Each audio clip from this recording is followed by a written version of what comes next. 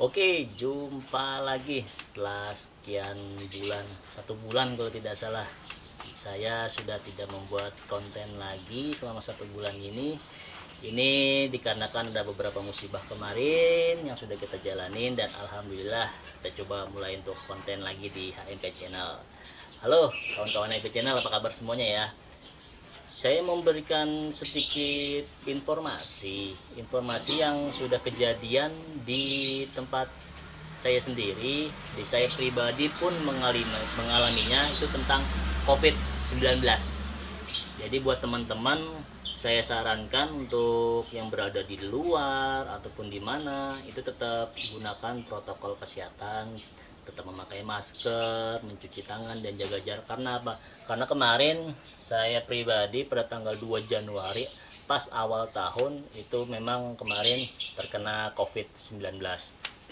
Dan memang dari COVID ini pun sebenarnya sih kemarinnya itu terkena sebelum Natal pas tahun 2019. Saya tidak tahu terpapar di mana, apakah di tempat di kantor, apa kena di rumah, apa kena di luar, saya tidak tahu dan tidak mau berburuk sangka. Karena memang pas waktu itu mungkin imun tubuh waktu lagi ngedrop dan menyebabkan terpaparlah virus itu. Dan jangan khawatir juga buat teman-teman yang ada di sana, karena untuk COVID ini bisa sembuh dengan catatan apa? Dengan catatan kita harus berpikiran positif, dan yang terpentingnya lagi kita harus selalu mengkonsumsi vitamin C, gitu kan. Jadi kemarin pas pada waktu tanggal 2 Januari itu, sebelumnya kan di tanggal 1 saya pengen rawat inap, itu sakit, itu ada gejala-gejala yang mengarah ke COVID-19 seperti demam tinggi, tapi batuk saya tidak ada, batuk flu tidak ada, cuma demam tinggi, panas. Jadi demamnya tuh kepala pusing kurang lebih 4-5 hari itu pusing gak hilang-hilang, dan mulai ngerasa lidah perasa ini tidak bisa merasakan, dan lidah pahit sampai terakhir sampai kena sesak nafas. Nah itu yang saya berpikiran saya mau rawat inap dulu kan, rawat inap di Kampung Dul, itu di klinik Mitra Sehat. Itu waktu itu dokter menyarankan untuk cek darah dulu, apakah ada analisa diagnosis apa dia kena tipes, malaria ataupun DBD. Dan ternyata pas cek darah tidak ada, dan disarankan untuk rapid dulu untuk salah satu syarat mau dirawat inap. Ternyata pas di rapid test saya ternyata ada di labnya itu reaktif. Dokter menyarankan jangan untuk dirawat inap dulu, karena reaktifnya ini kemungkinan 50% itu apa terkena COVID atau tidak, dan disarankan pada tanggal 2 nya itu besoknya untuk ke puskesmas tanggal malam untuk cek swab PCR. Jadi pas tanggal 2 itu saya itu kemarin kan lagi tes, jadi pas tesnya itu suruh isolasi mandiri, dan memang di rumah itu selama yang ditetapkan dari puskesmas saya isolasi mandiri dari tanggal 2 itu sambil menunggu hasil. Dan ternyata itu tak kunjung untuk keluar hasil tes itu. Jadi dari tanggal 2, 3, 4 sampai tanggal 8 itu badan saya pribadi itu sudah merasa nyaman, sudah merasa enak, tapi kita masih terpikir swab PCR yang di puskesmas itu apakah memang hasilnya positif atau negatif, itu pun belum keluar. Karena badan pada tanggal 8 Januari udah mulai rada enak, rada fit, saya ke rumah sakit Siloam, dan pada saat itu hasil swab antigennya ternyata negatif, alhamdulillah. Jadi memang pada saat tanggal 2 sampai tanggal 8 itu memang saya isolasi di kamar, itu memang benar isolasi di kamar, karena kan kita takut membahayakan, yang pertama membahayakan anak, istri, keluarga yang ada di rumah, apalagi tetangga kan, kita tidak mau semuanya terpapar.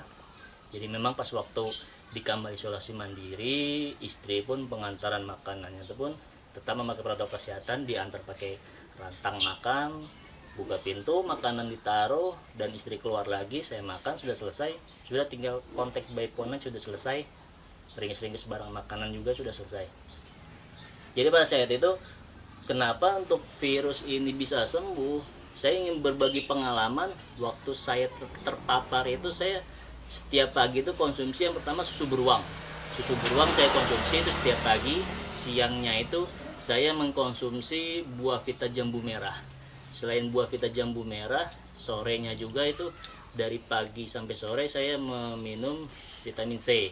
Itu jangan telat tuh ya. Jadi kamu konsumsi itu walaupun lidah pahit tidak merasakan sesuatu apapun, saya tetap paksakan makan. Dari awalnya nyoba makan bubur nggak ada rasa, sampai bubur putihnya itu saya makan, saya paksakan, dan kedepannya itu sampai ngerasa nyaman untuk di lidah. Lama-lama berangsur lidah mulai pahitnya hilang, lidah rasa perasa di lidah itu mulai merasakan. Nah, mulai dari situ wah mulai enak nih, tanda-tanda nih. Jadi buat teman-teman jangan berpikiran ke arah PCR puskesmas itu. Karena apa? Karena dikhawatirkan menurunkan imunitas tubuh. Kalau misalkan nanti teman-teman di depannya itu memang berpikir wah saya sudah mulai rada fit ini ya, sudah mulai rada fit, udah teman-teman langsung swab mandiri aja, swab PCR antigen lah minimal itu. Kalau misalnya sudah dinyatakan negatif, alhamdulillah. Jadi untuk isolasi mandiri tidak usah dilakukan lagi. Karena memang apa, untuk COVID nih, kalau misalnya memang buat teman-teman ada gejala di rumah yang lebih simpel. Jadi kalau memang udah ada gejala yang mengarah ke COVID, jadi teman-teman tuh disarankan untuk langsung isolasi mandiri. Langsung isolasi mandiri di kamar itu 10 sampai 14 hari ke depan. Kalau teman-teman udah melewati masa kritis itu virus itu sudah dinyatakan bisa rusak di dalam tubuh. Dan memang untuk 83 hari sampai 4 bulan ke depan itu masih bisa terdeteksi walau PCR sekalipun 3 sampai 4 bulan gitu. Jadi kalau misalkan nanti punya kawan-kawan atau rekan-rekan yang ada pekerjaan dimanapun, kalau bisa sih PCR itu lebih baik PCR mandiri aja, jangan PCR puskesmas karena hasilnya lama. Itu lebih real, lebih enak. 3 sampai 4 hari itu PCR itu sudah keluar hasilnya. Dan memang kalau untuk CT dia semakin tinggi, CT palu semakin tinggi, itu untuk virusnya tidak akan menularkan. Jadi teman-teman jangan takut ya, ini bisa disembuhkan. Dan saya juga untuk besok-besok akan lanjut buat konten lagi di HMP Channel. Oke, buat teman-teman tetap selalu jaga kesehatan, jalankan protokol kesehatan, tetap pakai masker, jaga jarak, dan mencuci tangan. Sekian dan terima kasih untuk informasi ini.